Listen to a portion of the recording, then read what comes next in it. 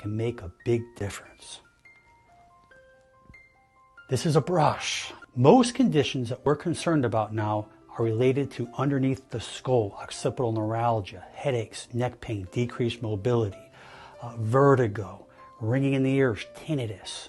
And what we're going to do is we're going to stimulate those areas that can help heal not one, not two, but potentially all of those conditions. But we're going to use a brush. Now, this is not my brush, as you can see, but this brush, you must have bristles that are soft. You do not want hard bristles.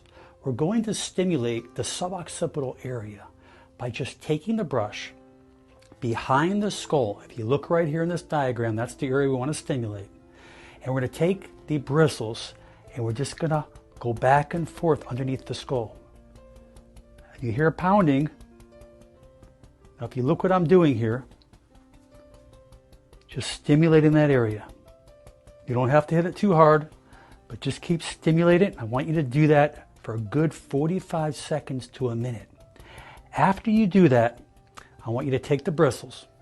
I want you just to brush that area, stimulate it right up underneath that skull, and do that for about 30 seconds or so. That's it. And you're saying, how can that help me? Called neurological bombardment, stimulating the brain, sending afferent messages to the brain sends efferent messages back to the muscle.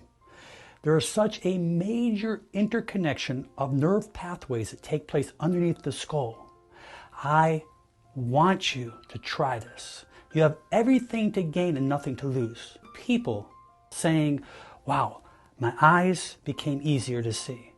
My equilibrium's better. I'm not hearing the ringing as much. I notice I can have more increased motion in my neck. I'm not having that spasming. I notice my anxiety eased up a little bit. I feel more relaxed. I slept better. These are possibilities that you can have by just stimulating that neurological bombardment underneath the skull. And I challenge every one of you out there.